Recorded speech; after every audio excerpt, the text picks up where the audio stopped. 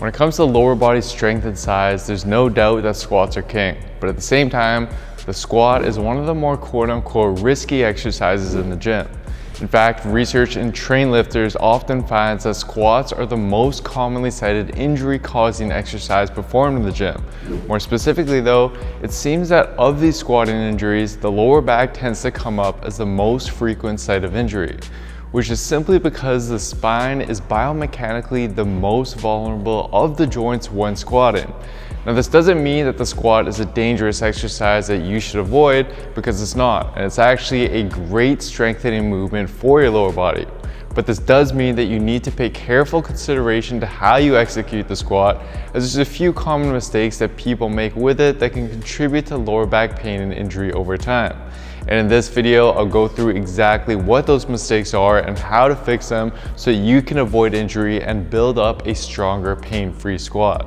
The first mistake you're making has to do with something called butt wink, which is a term used to describe when someone gets close to the bottom of their squat and their pelvis starts to posteriorly tilt and their tailbone tucks under them, creating a little bit of rounding or flexion in the lumbar spine.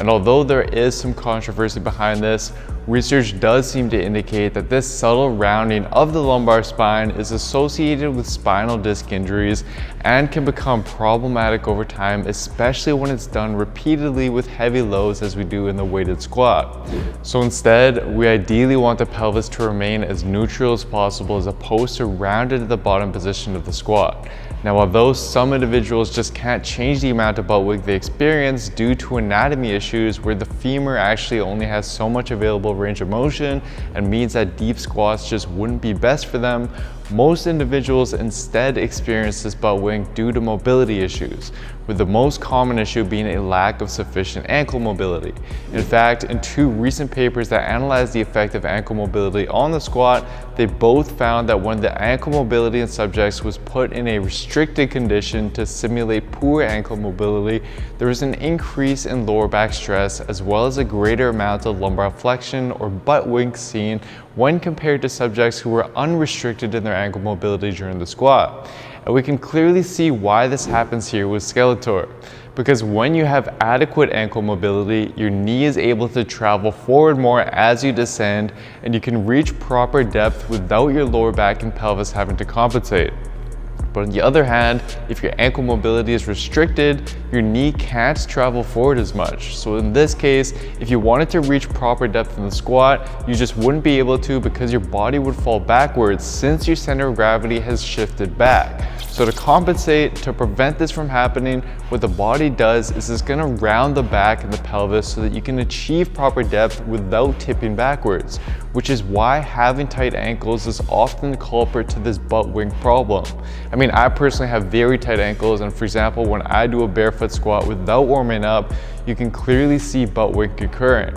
But if I then raise my heels up on some plates as I squat, the butt wink completely disappears because the lift helps with my ankle mobility. So what I suggest is that you film yourself and try out this little experiment to see if this is indeed the case for you as well. And if it is, then what you want to do is simply start incorporating ankle mobility stretches daily and before you squat, as that's been shown to significantly improve ankle mobility restrictions. So exercises like various weighted ankle stretches, wall ankle stretches, and just holding a deep squat are all great daily movements that you should be doing to quickly improve your ankle mobility.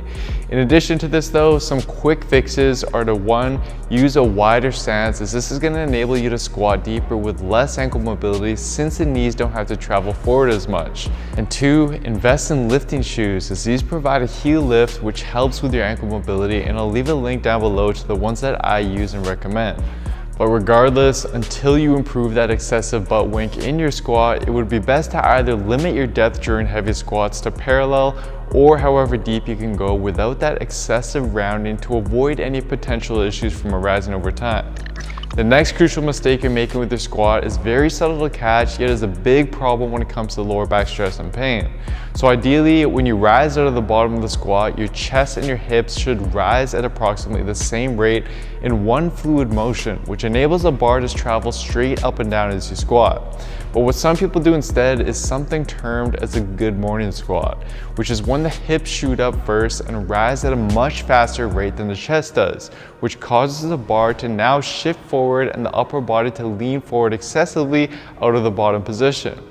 And this is problematic because we know that greater forward lean and forward bar movement during the squat increases the lumbar forces and shear stress experienced at the spine. So instead, to minimize these dangerous forces on the lower back as you squat, you need to focus on keeping that chest upright during the ascent and ensuring that your hips aren't shooting back behind you, especially as you fatigue later on during your sets. And if you struggle with this, then this likely has to do with both your motor coordination and potentially a weakness in your quadriceps. Because if your quadriceps are weak at the bottom position, your body will compensate by relying more on your relatively stronger glutes and lower back to now carry the load, and which is why we see the hips shoot back. And in fact, multiple research papers like this one from the Spine Journal are in support of this, and found that when subjects pre-fatigue their quadriceps so that they'd be relatively weaker before performing a squat, they tended to now lift with the stooping squat pattern discussed earlier to decrease the demand placed on their quadriceps.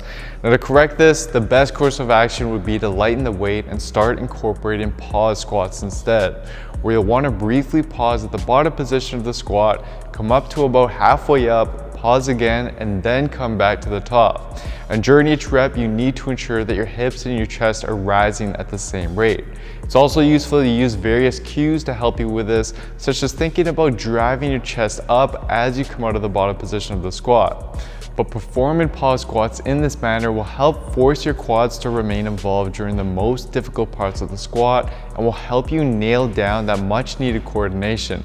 And then as you get better and stronger with this, you can start transitioning back to the normal squats and overloading them as long as you can maintain that new proper form.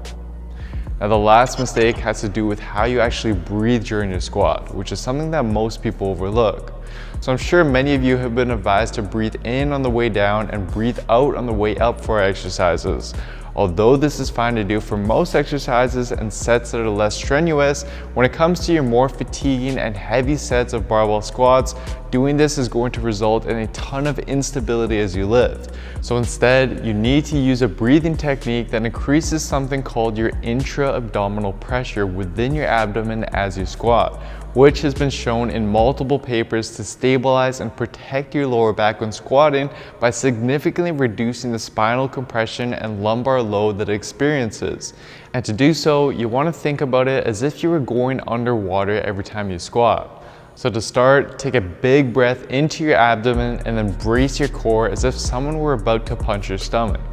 Then you keep bracing and hold this breath as you go underwater, going down and then back up during your rep. And then exhale and reset at the top position as you come out of the water.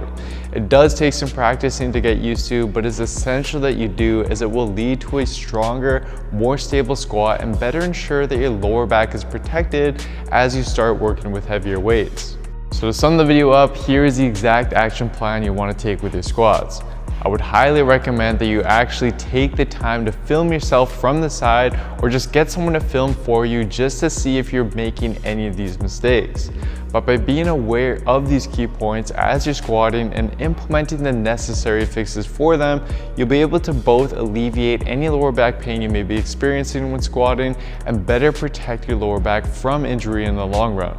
And if you're looking for a science-based plan that optimizes your exercises and all the various aspects of your program for you in an easy to follow manner, such that you can quickly build strength and size as effectively and as safely as possible with science, then simply head on over to buildwithscience.com to take the analysis quiz to discover which specific program is best for your body and where it's currently at. Anyways guys, I hope you enjoyed this one. Please don't forget to show your support by giving the video a like, leaving a comment down below as to what you'd like to see me cover next, subscribing to the channel, and turning on notifications for the channel as well, as this all really does help me out. Thank you so much everyone, and I'll see you next time.